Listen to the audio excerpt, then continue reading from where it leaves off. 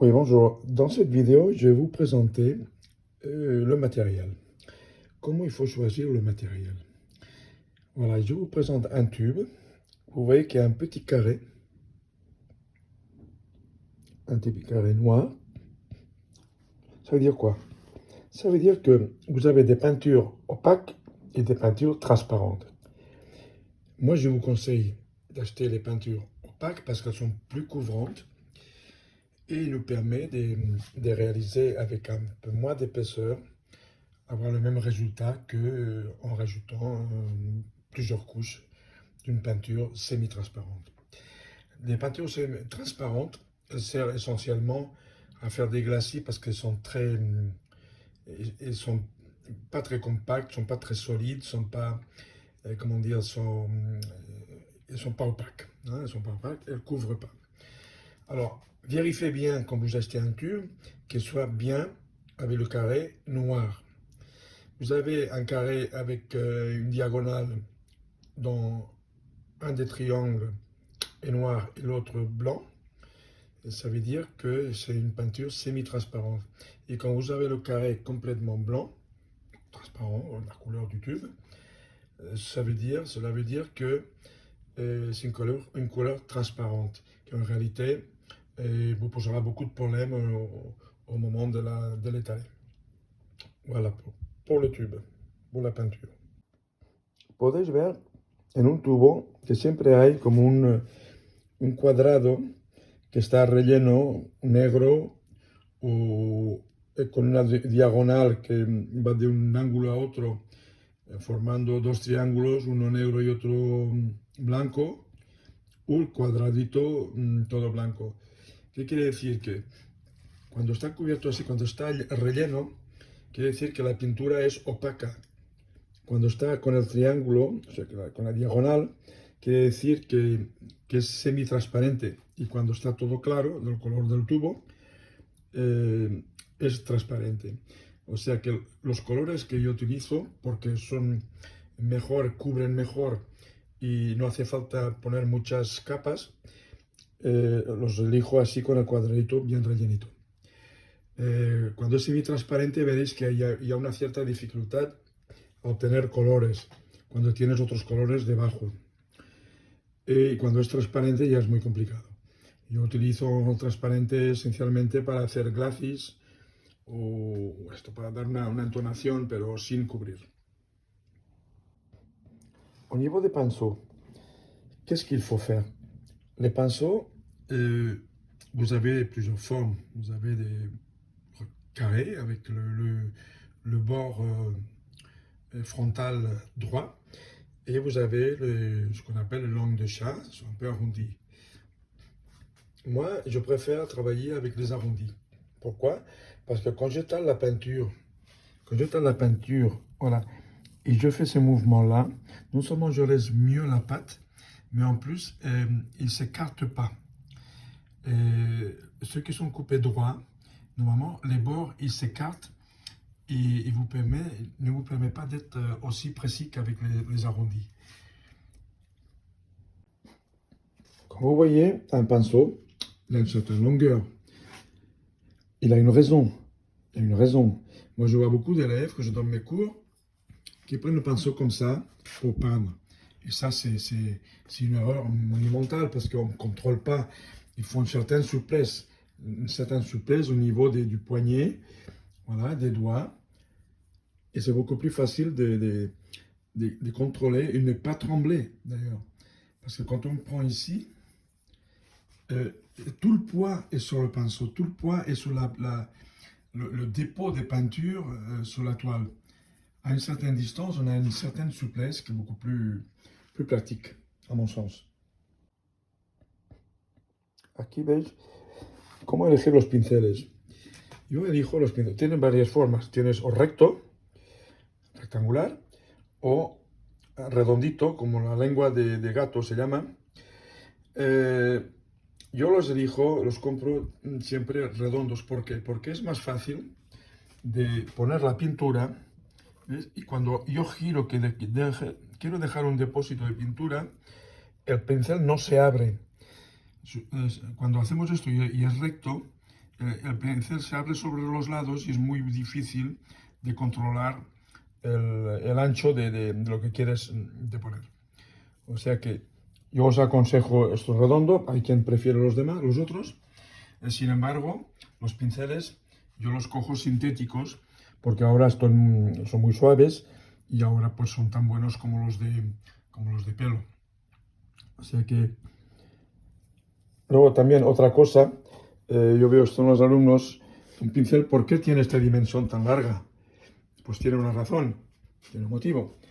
La razón es que a esta distancia tienes más soltura, puedes jugar con el puño, con los dedos y es mucho más preciso.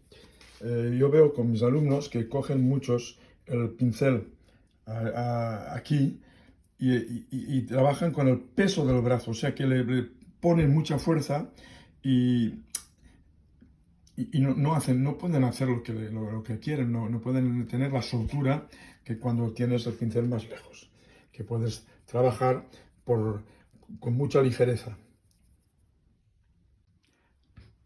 Voici une toile vue de derrière. La toile, c'est très important. On peut pas, ça ne sert à rien d'acheter des toiles fragiles chez des marchands pas chers parce que vous n'y trouvez pas après. Vous verrez que vous aurez des problèmes avec la surface de la toile.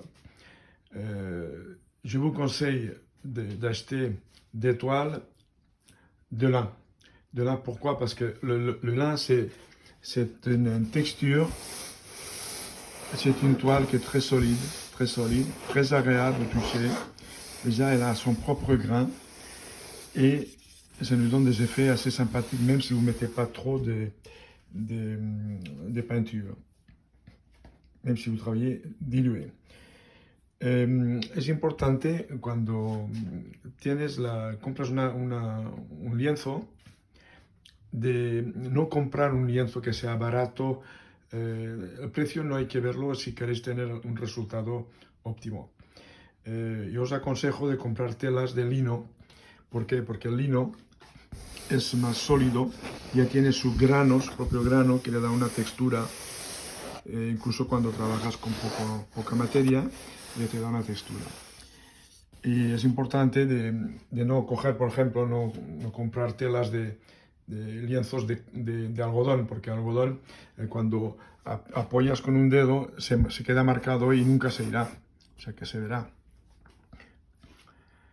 Autre chose importante aussi, c'est que les toiles de coton, il faut les éviter, parce que quand on appuie, par exemple avec le doigt, après vous verrez que la marque elle reste, et c'est très désagréable, parce qu'elle ne va jamais s'effacer. Prenez du lino. Autre chose importante, c'est les clés. Voilà. Les clés, c'est très important. Il faut que ce soit de ce type de clés, avec des petits trous. Vous voyez, le trou ici est très petit. Souvent dans les toiles qui sont pas chères, ils ont un trou, une fente très longue, qui ne sert à rien parce que finalement, il faut que la clé qu'on met dedans, elle a une forme un peu conique, et ce qui fait qu'en tapant ici, elle va ouvrir, elle va écarter. Alors, quand la fente est trop grande, ça écarte rien du tout, ça reste pareil et c'est pas bon. Es importante comprar telas, o sea, lienzos, que tengan estas llaves así detrás, con una ranura pequeña, porque como son cónicas las llaves estas, cuando le pegas un martillazo aquí, pues ancha, o sea, abre esto, porque como se queda enganchado aquí, pues no puede entrar si no se abre. Entonces tensa más la tela. Los lienzos baratos tienen la ranura esta muy larga, o sea que cuando pones la llave dentro no abre nada, o sea, no apoya, o sea que no sirve de nada. Importante de tener buen material para hacer un trabajo óptimo. Maintenant, je vais vous parler de la palette. Bon, moi j'utilise un carrelage de salle de bain, voilà. Carrelage, pourquoi? Parce que il est brillant, Il y a une espèce de produit céramique. Ce qui fait, c'est que la peinture, on peut la nettoyer facilement et avoir une palette toujours propre. Ce qui est important dans la palette, qu'elle soit assez grande. Pourquoi? Parce qu'on doit mettre les couleurs distribuées sur les bords. Si vous mettez par exemple les couleurs claires ici, les couleurs foncées là, ou le contraire, comme vous voulez. Mais les couleurs chaudes ou les couleurs froides, ou les couleurs froides et les couleurs chaudes, comme vous voulez. Mais laissez toujours l'espace au milieu libre, afin de pouvoir, une fois la couleur est terminée, est sale, de pouvoir la nettoyer sans toucher les couleurs d'origine. Es importante tener una paleta grande, con una superficie grande, y distribuir, poner los colores de manera que no se molesten entre ellos y que no se perturben. O sea, ponéis siempre por los bordes aquí, o los colores fríos y los colores cálidos, o los colores fríos, los colores cálidos, como queráis. Pero sobre todo dejar la zona de mezcla libre, porque cuando un color estará sucio, que no servirá para nada, lo quitáis y podéis limpiar fácilmente. Yo utilizo una baldosa de estas de cuarto de baño, blanca, que es fácil de limpiar. Yo utilizo la pintura acrílica, o sea, es muy fácil de limpiar y siempre tienes la zona esta limpia. Es un consejo que os doy, sobre todo superficie grande, y distribuir los colores, los cálidos de una parte y los fríos de la otra, para que no estén mezclados y no los ensuciéis.